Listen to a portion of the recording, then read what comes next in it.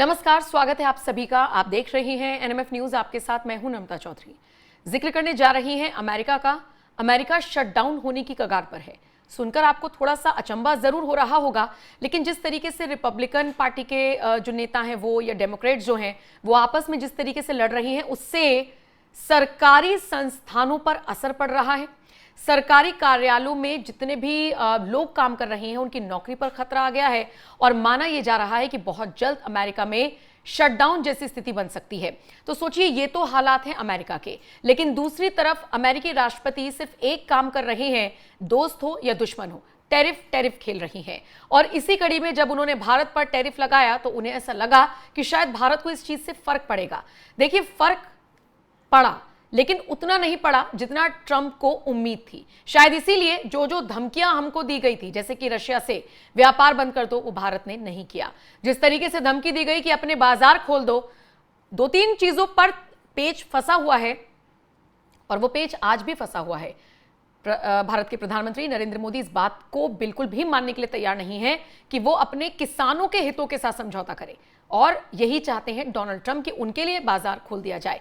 अब इसी को लेकर हाल ही में कवि कुमार विश्वास ने डोनाल्ड ट्रंप के टैरिफ की धज्जियां उड़ाई। अब जैसा कि मैंने कहा, कवि कुमार विश्वास तो निश्चित तौर पर अपने कविता के दम पर या कह लीजिए अपने व्यंग्यात्मक तरीके से कवि कुमार विश्वास ने जबरदस्त तरीके से डोनाल्ड ट्रंप को ट्रोल किया। उन्होंने डोनाल्ड ट्रंप को भूरे बाल वाला फूफा कहा और इसके बाद कहा कि उन्हें पता नहीं है कि मोदी क्या चीज है। मोदी क्या चीज है, अगर उन्हें ये समझना है तो वो आए भारत में और कांग्रेसियों से पूछें। कुमार विश्वास ने क्या कुछ कहा, आइए मैं उनका बयान आपको पढ़कर बता देती हूं। कुमार विश्वास कहते हैं कि अब वो टैरिफ लगा दिया ट्रंप ने तो सारे कवि परेशान हो गए कि देखो मोदी को फंसा दिया। मैंने कहा ये भूरे बाल वाला फूफा जानता नहीं है कि मोदी को कोई फंसा सकता है क्या? भारत में आकर कांग्रेसियों से पूछो कि वो क्या आइटम है। अब कह रहा है कि नई नई बात करेंगे। नरेंद्र मोदी वो च्युइंगम है जो जुल्फों में चिपक जाए तो फिर मुंडन कराकर ही मानती है। कवि कुमार विश्वास का ये बयान सामने आया तो निश्चित तौर पर ये लोग मजे ले रहे हैं इस बयान पर। डोनाल्ड ट्रंप की आलोचना जिस तरीके से कुमार विश्वास ने अपने अंदाज में की, उनका ये बयान, उनका ये वीडियो सोशल मीडिया पर वायरल हो रहा है।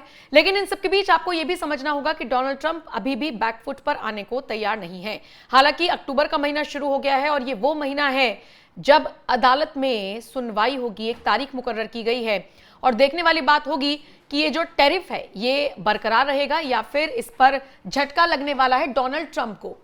डोनाल्ड ट्रंप को लेकर लगातार हम आपको खबर बता रही हैं कि कैसे ट्रंप अपनी ही मुश्किलें बढ़ा रही हैं। कभी वो टैरिफ लगाते हैं तो उनको ये समझ में नहीं आ रहा है कि इससे सीधा सीधा नुकसान वहां के लोगों को भी हो रहा है। उन्होंने जिन जिन देशों के सामान पर टैरिफ लगाया है, आप ये बात मानकर चलिए कि वो चूंकि उनकी लागत बढ़ रही है, ऐसे में वो उसके प्राइस बढ़ा रही है और इससे सीधी तरीके से ध्वस्त हो रहा है अमेरिका का बाजार। और अगर मैं आपको लेटेस्ट अपडेट्स बताऊं तो अमेरिका एक बार फिर शटडाउन के खतरे में है। रिपब्लिकन और डेमोक्रेट्स के बीच जो बजट को लेकर जो विवाद है, जो गतिरोध है, वो बढ़ रहा है और ऐसे में लाखों कर्मचारियों की नौकरी पर संकट मंडरा रहा है। माना यह जा रहा है कि अगर गतिरोध इसी तरीके से बढ़ता रहा तो चाहे शिक्षा विभाग हो, कई एजेंसियां हो, इससे निश्चित तौर पर प्रभावित होंगी। FBI, CIA और डाक सेवा जैसी अहम सेवाएं हालांकि चालू रहेंगी, लेकिन बहुत जल्द हो सकता है उन पर भी दिक्कत हो जाए। अब अमेरिका शटडाउन के मुहाने पर क्यों खड़ा है, इसको समझने के लिए आपको यह जानना होगा कि जो राष्ट्रपति डोनाल्ड ट्रंप की पार्टी है, उसके जो सीनेट है, उनको अस्थायी फंडिंग बिल पास कराने के लिए कम से कम 60 वोट्स की जरूरत थी, लेकिन वो गिर पड़कर जैसे तैसे 55 वोट ही जुटा पाए और 5 वोटों की कमी से यह प्रस्ताव गिर गया। अब सरकार के पास जरूरी फंडिंग का विस्तार नहीं है। क्या मतलब है इसका? इसका मतलब यह है कि कई संघीय कामकाज रुक सकते हैं।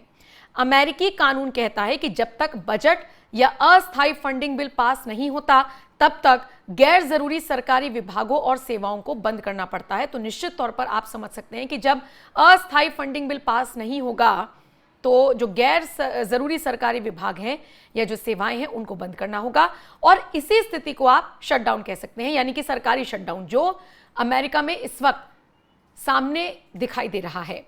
अब मैं आपको यह भी बता दूं कि अगर पिछले 20 सालों की आप बात करेंगे, लगभग 2 दशकों का अगर मैं जिक्र करूं, तो अमेरिका में ऐसा 5वीं बार होने जा रहा है जब ये शटडाउन की स्थिति बन सकती है।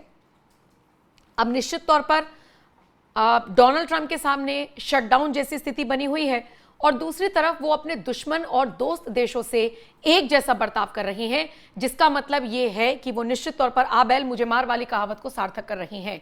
भारत ने अपना जो पक्ष है वो डोनाल्ड ट्रंप के सामने भी साफ कर रखा है। पक्ष ये है कि हमारा कोई दोस्त नहीं, कोई दुश्मन नहीं, हमारे सब दोस्त हैं, दुश्मन कोई नहीं। हाँ, अगर आप किसी भी मुद्दे पर हमसे वैचारिक मतभेद रखेंगे तो भारत उसे अपनी तरीके से डील करना जानता है। अच्छा, दिक्कत सारी यहीं पर आ रही है। पहले का भारत था जब डोनाल्ड ट्रंप ने कह दिया और भारत को वो बात माननी पड़ती थी। कांग्रेस राज में ऐसे कई फैसले लिए गए हैं जिनको लेकर लगातार अब खुलासे होते हैं। कई बार ऐसी कार्रवाइयों को रोका गया है जिनकी जरूरत थी, जो आतंकवादियों पर प्रहार हो सकता था, लेकिन यूएसए के दबाव में उन फैसलों को नहीं उठाया गया था। अब का जो भारत है वो कहता है कि मैं अपने हिसाब से चलूंगा। हमने देखा डोनाल्ड ट्रंप ने दबाव बनाया, कहा कि रशिया के साथ व्यापार मत करो। भारत ने अपना व्यापार नहीं रोका, इनफैक्ट अपने व्यापार को बढ़ाया। और अगर ये धमकी दी गई कि अमेरिका में उसके बाजार को बंद कर दिया जाएगा तो भारत ने अपने लिए वैकल्पिक बाजार की व्यवस्था करनी शुरू कर दी। उसने चाइना के साथ अपनी दोस्ती को आगे बढ़ा लिया था।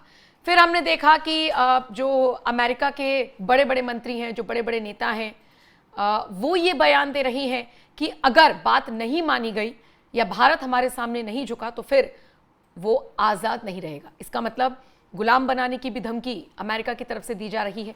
तो ये जो सारी चीज़ें हो रही हैं अमेरिका की तरफ से, डोनाल्ड ट्रंप की तरफ से, उनके नेता, उनके जो करीबी हैं, वो जिस तरीके से भारत को लेकर अपना स्टैंड दिखा रही हैं, भारत की तरफ से भी जवाब क्लियर है कि हम करेंगे तो अपने मन की करेंगे, फर्जी में किसी को क्रेडिट लेने नहीं देंगे। भारत पाकिस्तान के बीच जो युद्ध जैसे हालात थे उनमें पूरी तरीके से भारत का ही फैसला था, इसमें डोनाल्ड ट्रंप का कोई फैसला नहीं था। और शायद इसीलिए कवि कुमार विश्वास भी तंज कसते हुए नजर आए हैं डोनाल्ड ट्रंप पर। उनका सीधे तौर पर कहना है कि भूरे बाल वाला फूफा, वो ये कह रहे हैं।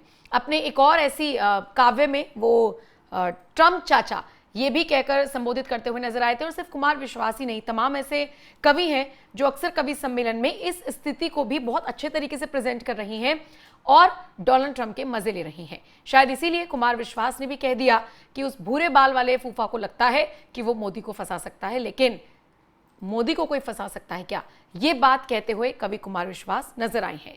फिलहाल जिस तरीके से कुमार विश्वास ने जवाब दिया है डोनाल्ड ट्रंप को उनकी टैरिफ नीति को लेकर, डोनाल्ड ट्रंप जिस तरीके से या उनके नेता जिस तरीके से लगातार भारत को धमकी भरा संदेश दे रही हैं, अब देखने वाली बात यह होगी कि भारत सरकार इसका जवाब कैसे देती है। फिलहाल इस खबर पर आपकी राय क्या है? आप अपनी राय हमें कमेंट करके जरूर बताइएगा और बाकी अपडेट्स के लिए बने रहिए एनएमएफ न्यूज के साथ।